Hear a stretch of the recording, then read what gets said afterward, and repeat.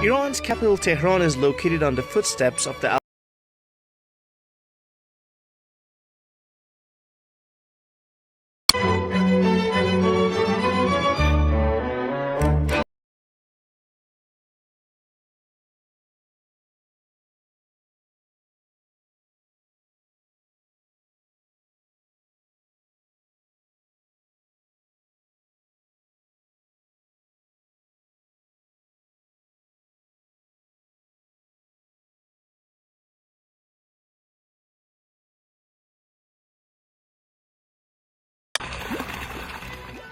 As I entered, the stretching trees touching the sky first showcased their age and vigor.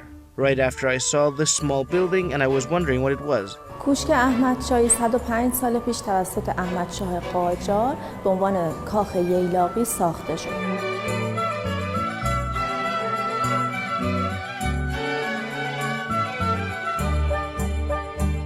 Ahmad Shah was the last king in the Qajar dynasty that was crowned at the age of 12.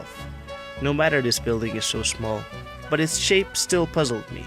عمارت کوشک به ساختمان‌هایی میگن که دو طبقه بنا داره، وسط باغ ایرانی ساخته میشه و طبقه دوم اون بنا دور تا دور ایوون داره.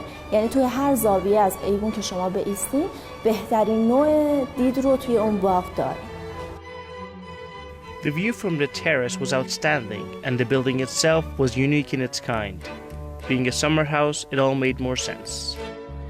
One of the outstanding features of this building is its bricks that each have their own particular design, creating an impeccable facade. In this building, I also saw pictures of the son of Iran's last king, Reza Pahlavi. He had lived here as his last residence in Iran. Overlooking from the terrace was a white palace. کاخ اختصاصی نیاوران با مساحتی در حدود 9000 متر مربع در ضلع شمال شرقی کاخ نیاوران باغ نیاوران ساخته شده. این کاخ تاریخ ساختش برمیگرده به سال 1337 در دوره پهلوی دوم.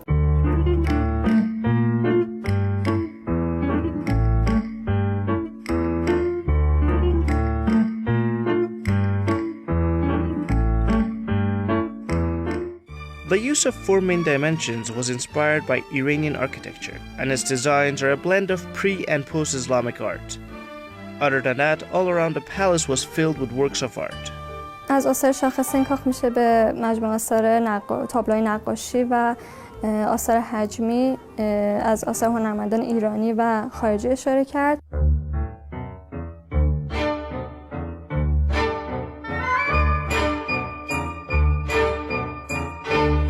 At first, this palace was intended for celebrations and ceremonies, yet it was later changed to accommodate for the second king of the Pahlavis and his family, Muhammad Reza Shah. This is the place of residence of the last king of Iran, and after this, the monarchy was abolished and the Islamic Republic came into power after a revolution.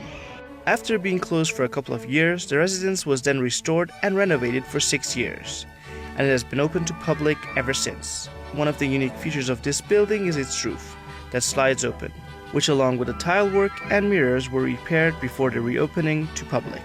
On the western side of the palace, there's also a museum that had works from Picasso to Iranian artists.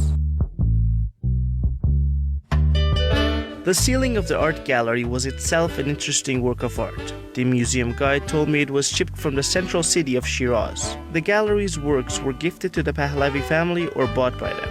Paintings from many other famous artists were also showcased, including Salvador Dali, Paul Gauguin, Pierre-Auguste Renoir, and Iranian artists like Parviz Tanavoli, Hossein Zenderoudi, and Sohrab Sepehri. Last but not least was the palace at the south that looked like it was the oldest of the three, with a history behind it. In the front yard of this building, Iran's first constitution was drafted and it was signed inside. This led the way to forming Iran's first parliament more than 100 years ago.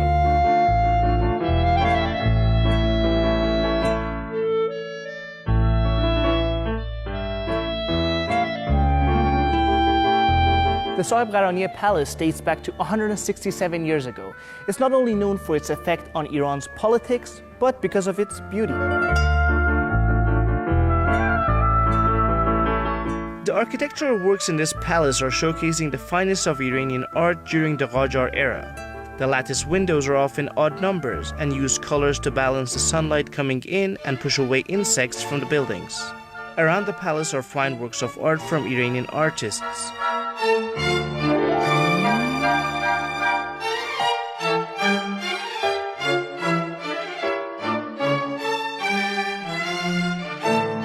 This building is an architectural beauty because of its plaster and mirror works, but underneath it there's a small pond which keeps it cool for resting.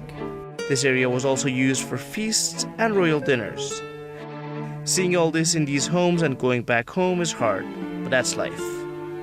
Pedram Khadadi for Iran.